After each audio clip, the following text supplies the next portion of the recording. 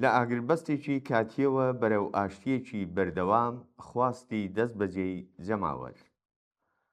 ئەو ئاگربەستەی ئێستای شەڕی نێوان ئەمریکا و ئیسرائیل لەگەڵ کۆماری ئیسلامی ئەگەرچی بۆ ماوەیەکی کاتی ڕادەی وێرانکاریەکانی کەم کردوتەوە، بەڵام بە هیچ شێوەیەک بە واتای کۆتایی هاتنی قەیرانەکە نییە.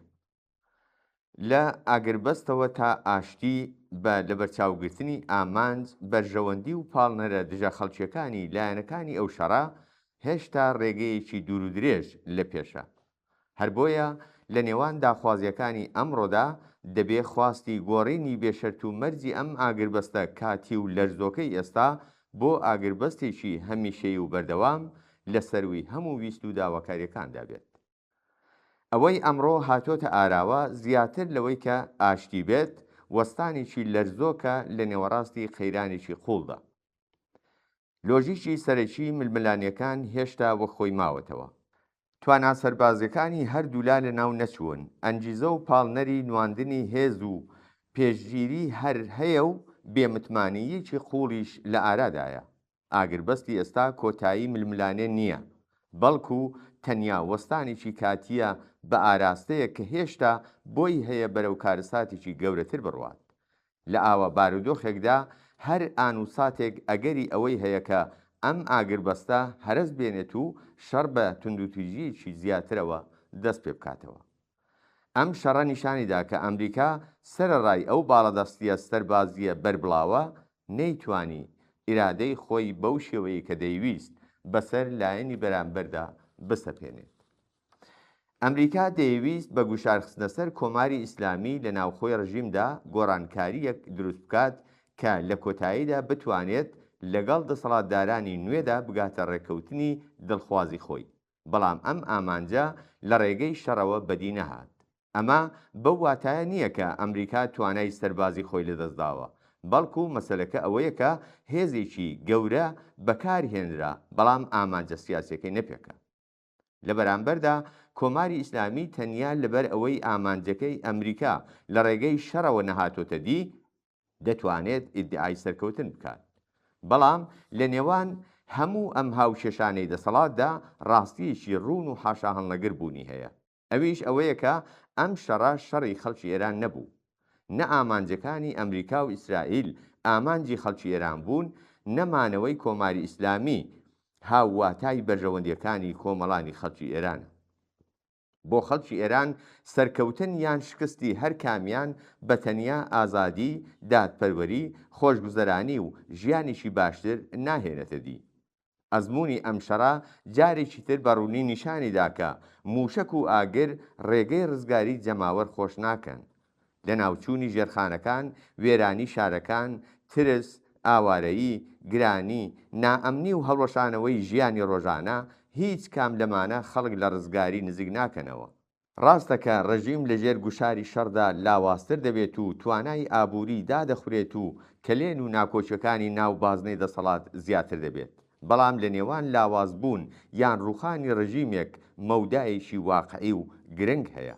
ئەم مەودایە پێکهاتەی سیاسی، دەستگای کارگێڕی، هێزی سەربازی، تۆڕە ئەمنیەکان و ئامێری سەرکوت پڕی دەکەنەوە. هیچ ڕژیمێک تەنیا لەبەر ئەوەی کەوتووەتە ژێرگوشار خۆی لە خۆیدا ناڕوخێت.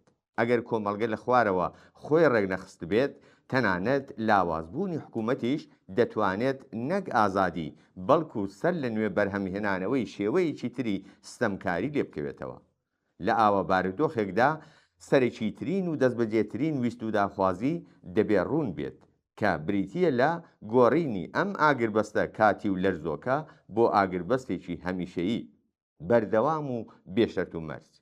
ئەم داواکاریە بە واتای بێلایەنی نییە لە بەرامبەر سیستەمی ستەم و سەرڕۆیی و چەوسانەوە، بەڵکو بەرگریکردنە لە ژیانی مرۆڤەکان، بەرگریکردنە لە دەرفەتی هەناسەدانی کۆمەلگا، بەرگریکردنە لە هەلی خۆڕێخستنی جەماوەر و بەرگریکردنە لە داهاتوویەکی کە قەرار نییە ئاگری موشک و گرمەی فڕۆکە دیاری بکات. تا ئەو کاتەی کە ئاگری شەڕخۆش بێت، بوار بۆ سەرکوت، ئەمنیەتیکردنی کەش و هەوای کۆمەلگا، پشتگوێخستنی ویست و داخوازیە کۆمەڵایەتیەکان و کپکردنی دەنجی جەماوەر زیاتر دەبێت. شەڕی نێوان دەوڵەتەکان لەژێر هەر ناوێکدا بێت بەکردەوە ڕێگە لە دەخالەتی سربەخۆی خەڵک دەگرێت. هەر بۆیە بەرگری لە ئاگربەستی بەردەوام بەرگری لە ئەگەری سیاسەتکردنی جەماوەریشە. تا ئەو جگایی کە پەیوەندی بە چارەنووسی خەڵکی ئێرانەوە هەیە، فاکتەری یەکلاکەرەوە نەسەرکەوتنی ئەم دەوڵەت و نەشکستی ئەو دەوڵەتی دیکە، بەڵکو فاکتەری یەکلاکەرەوە بریتیە لە ڕێکخراوبوونی چینی پێکار، زەحمەتکێشان، ژنان، گەنجان و خەڵکی ئازادی خواست. ئەوەی یەکلاکەرەوەیە دروستکردنی دامەزراوەکانی دەسەڵاتی سبەینەیە لە خوارەوە، ئەو دامەزراوانەی کە بتوانن نوێنەرایەتی ئیرادەی گشتی جەماوەر بکەن، بەرگریکاری بەرژەوەندی زۆری نەبن و ڕێگەی ئازادی و یەکسانی خۆش بکەن. ئەم ڕێکخراوبوونە لە ناوجەرگەی خەباتی هۆشیارانە و بە کۆمەڵی جەماوەرەوە سەر هەڵدەدات، لە ناوەندەکانی کار، لە کارگەکان، زانکۆکان، تۆڕەکانی هاوپشتی کۆمەڵایەتی، لە دامەزراوە مەدەنیەکان و لە هەر شوێنێک کە بتوانرێت ئیرادەی گشتی بکرێتە هێزی کاریگەر. گرنگترین و هەنووکەیترین ئەرکەکانی ئێمە لە ئێستادا بریتین لە خەبات لە پێناو بەدیهاتنی ئاگربەستێکی دەستبەجێ و بەردەوام، پاراستنی ژیان و بژێوی خەڵک، بەرەنگاربوونەوە لەگەڵ ئەمنیەتیکردن و سەرکوت بە بیانووی بارودۆخی شەڕ و بەهێزکردنی ڕێکخراوبوونی سربەخۆی خەڵک لە خوارەوە. قۆناغی داهاتوو ئەگەر هۆشیاری و ڕێکخراوبوونی لەگەڵدا بێت، دەتوانێت ببێتە قۆناغی نیشاندانی هێزی یەکگرتووی جەماوەریشی کە لە ناو ئازار و ئاگردا خاراوتر بوون.